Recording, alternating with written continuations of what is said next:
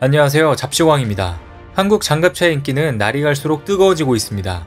지난 영상에 한화디펜스 레드백의 전망이 상당히 괜찮다고 말씀드렸었는데요.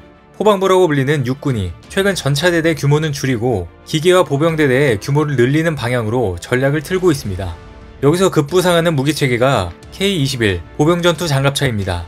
한화디펜스의 레드백 AS-21의 경우도 일각에서는 K-21과 완전히 다른 장갑차로 보는 시각도 있지만 어쨌든 제작사에서는 K-21의 개량형이라고 말하고 있습니다. 1990년대의 보병 전투차들은 전면전 상황에서 대량으로 운용하는 것을 가정하고 설계했기 때문에 20톤대 중반의 중량 내에서 대략적인 방어력은 전방향 및 상부에 대한 중기관총 및 고폭탄 파편에 대한 방어를 목표로 하고 전면부 한정으로 20에서 30mm급 기관포에 대한 방어력을 달성하는 것이 대세였습니다. 하지만 이라크 전쟁과 아프가니스탄 전쟁에서 많은 기갑 차량들이 여러가지 폭탄 등에 의해 파괴되었던 경험을 반영하여 바닥과 상부를 포함한 전 방향에 대한 충분한 방어력을 요구받게 되었는데요. 또한 정보통신 기술의 발전에 따라 많은 군용 장비들을 서로 네트워크로 연결해서 전장 상황에 유기적으로 대처하려는 추세가 더욱 강해졌습니다. 이에 따라서 많은 국가들이 차기 궤도 차량에 기존 보병 전투차 이상의 방어력과 전장 파악 능력, 최신 전장 네트워크 기술 등 적용하기를 원하고 있는데요.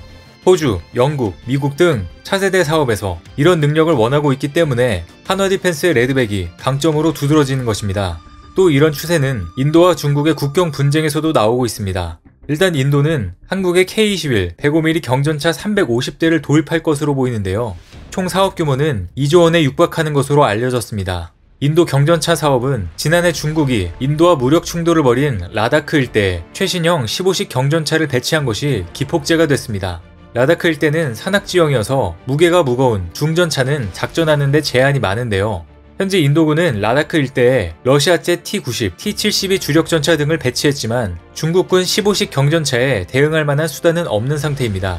러시아 전차의 무게가 40에서 50톤에 달해 고산지대에서 제대로 작전하기 어렵기 때문입니다. 이에 따라 인도군은 한국의 K-21 105mm 경전차를 도입해 중국군을 때려잡기 위해 준비 중입니다. 그런데 이 경전차는 육군이 운용 중인 K-21 보병전투 장갑차의 차체 기반으로 만들어졌는데요. K-21 105mm 경전차는 K-21 차체에 벨기에 존 커릴 디펜스사가 만든 105mm 포탑을 장착한 것입니다. 105mm 주포의 최대 사거리는 4km로 스마트 포탄은 물론 대전차 미사일도 발사할 수 있습니다. 지난 5월 한화디펜스는 이와 관련해 K-21 105mm 영상을 공개해 주목을 받기도 했는데요. 공개된 영상에서는 K-21 105는 산악 도로에서 고속으로 기동하고 105mm 주포로 장거리 표적을 정확히 타격하는 장면 등이 포함됐습니다. 인도는 신형 경전차 모델에 대해 원격 조종 무장 스테이션, 대전차, 대공임무 동시수행, 안티드론 전자전 교란, 주포 발사 대전차 미사일 및 스마트 탄약 운용 능력, 다양한 전자장비 운용을 위한 보조 동력 장치 등을 요구하고 있습니다. 특히 산악지형에서 쉽게 작전할 수 있도록 25톤 이하의 전투 중량을 강력히 희망하는 것으로 알려졌습니다. K-21 105는 이런 요구를 모두 충족하는 몇 안 되는 경전차인데요. 그런데 인도는 전통적으로 러시아제 무기를 많이 사용해왔기 때문에 당초 인도군이 도입하려던 경전차는 러시아의 스프루트 경전차였습니다. 하지만 인도는 수개월 만에 도입 계획을 철회했는데요. 유력 경쟁자라고 불리는 러시아 경전차가 치명적인 약점 때문에 한국의 경전차가 최종 선정될 것이라고 전망하고 있습니다. 러시아의 스프루트는 수송기로 공중에서 투하할 수 있도록 설계돼 무게가 18톤밖에 되지 않는 강점을 갖긴 하지만 장갑이 알루미늄 합금으로 만들어져 기관총에도 뚫릴 정도로 굉장히 약하다는 치명적인 단점이 있습니다. 또 가벼운 차체에 지나치게 강력한 주포를 탑재해놔서 발사할 때마다 차체가 요동쳐 포격 정밀도가 최악의 수준을 경험한다는데요. 일부 네티즌들은 거의 중국제를 보는 것과 유사하다고 말할 정도입니다. 그래서 사격 정확도가 크게 떨어질 뿐 아니라 이 때문에 러시아군에서도 거의 도입하지 않았다는 것 또한 신뢰도를 굉장히 떨어뜨리고 있는 것인데요. 이후 인도는 다른 모델을 알아보기 시작했습니다. 인도는 처음에 파키스탄과의 분쟁에서 중국제 자주포에게 큰 악몽을 안겨준 한국산 K9 자주포를 원했으나 K9 자주포 차체에 120mm 포를 탑재한 모델은 무게가 30톤을 넘어 후보에서 사실상 배제된 것으로 알려졌습니다. 그리고 나서 급부상한 것이 한국의 K-21 150mm 경전차인 것인데요. 그리고 인도 정부의 핵심 정책인 메이크 인 인디아 정책도 한국에게 유리한 점으로 꼽힙니다. 이 정책에 따라 인도군 도입 무기들은 인도 현지에서 생산해야 하는데요. 한화디펜스는 인도 방산기업 L&T와 함께 K9 자주포 100문을 현지에서 면허 생산한 경험이 있고 이번에도 인도 L&T사와 컨소시엄을 구성해 경전차 사업을 진행하고 있습니다. 이렇게 K21 장갑차의 기반이 잘 만들어져 있으니 레드백, K21 105 경전차 등 활용하기도 좋은 것인데요. 현재 한국은 K21 장갑차를 450대 생산에 배치 중입니다. 높아진 보병전투 장갑차 수요를 충족하기 위해 지난해 합참에서 100대 이상의 K21 추가 소요가 결정됐습니다. 그런데 앞으로 도입될 K21은 기존 K21형 외에 추가적으로 레드백 사양으로도 도입할 수 있기에 주변국들이 깜짝 놀라고 있는데요. 기존 K21과 레드백이 함께 운영된다면 각 장점을 살려서 활용하기 좋을 것으로 보입니다. 그런데 이뿐만 아니라 한국의 또 다른 장갑차가 말레이시아에서도 활약이 기대가 되고 있는데요. 최근 말레이시아 육군은 벨기에 6륜 장갑차인 신마스와 콘도르 4륜 장갑차 대체형의 차기 차륜형 장갑차 사업을 진행하고 있습니다. 현재 말레이시아 육군이 운용 중인 차륜형 장갑차 주력은 1970년대 후반에 도입한 벨기에제 6륜형 장갑차 신마스 186대와 독일제 4륜형 장갑차 콘도르 316대입니다.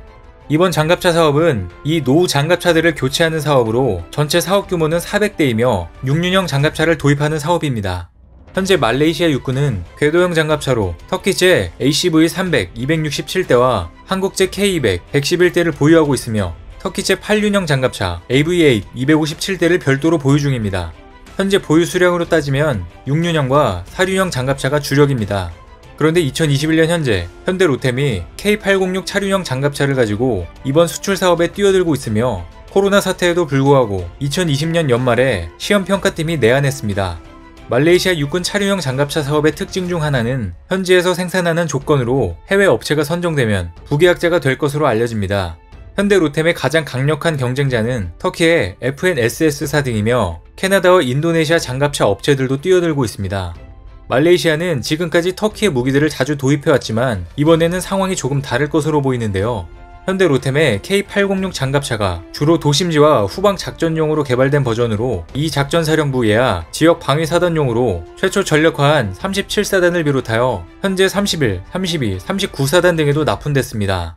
K806 장갑차의 파워팩은 420마력의 엔진이고 전방사단용의 K808과 K30W 차륜형 대공포, K877 차륜형 지휘소 차량에도 동일한 파워팩을 장착합니다. K806은 최대 시속 100km로 주행할 수 있으며 타이어 공기압 자동 조절 장치를 사용해 험지 주행 성능이 좋은 것으로 알려집니다. 12.7mm 기관총에 대한 방어력과 차체 하부는 대인지뢰 및 소형 급조 폭발물 대응력을 갖추고 있습니다. 특히 화생방전에 대비한 냉난방 통합 양압 장치를 장착하며 피하 식별 장치도 도입됐습니다. K806의 무장은 7.62mm 기관총에 연막탄 발사기도 장착합니다. K806의 기본형은 성능과 가격 경쟁력은 갖추고 있으나 말레이시아 육군이 다양한 계열 차량을 요구하고 있는 상황인데요. 한국항공우주산업이 말레이시아 공군 수출에 FA50을 제한하면서 운용무장 추가를 요구받는 상황과 비슷합니다. 하지만 애초에 이번 사업의 목적이 가성비가 좋은 장갑차를 도입하는 것이 목적이고 또 400대를 모두 도입하게 되면 아무리 저가형이라고 해도 비용이 상당합니다. 처음에 우리 군이 대량 양산을 목적으로 저가형으로 만든 K806이 이번 사업 참가 모델 가운데 가격 경쟁력이 가장 우수한 것으로 알려져 있는데요. 게다가 현대로템의 명품 K2 흑표전차가 전 세계에서 주목을 받으며 제작사의 신뢰 또한 인정받고 있습니다. 일각에서는 말레이시아는 기존 무기의 호환성을 이유로 터키제를 선택할 가능성이 있다는 전망도 있지만 군 전문가들은 여러가지 이유로 이번 사업에는 한국이 유리한 면이 있다고 분석하고 있습니다. 2022년에 말레이시아 육군의 차륜형 장갑차 사업에서 우리 방산 제품이 선정되기를 기대해보면서 더 나아가 말레이시아 공군의 전투기 도입 사업까지 성공적으로 이뤄내길 바라보겠습니다. 오늘 준비한 소식은 여기까지입니다. 댓글을 통한 여러분들의 많은 의견 기다리겠습니다. 많은 분들의 생각이 모였을 때 진정 가치 있는 지식이 완성될 것입니다. 시청해주셔서 감사합니다.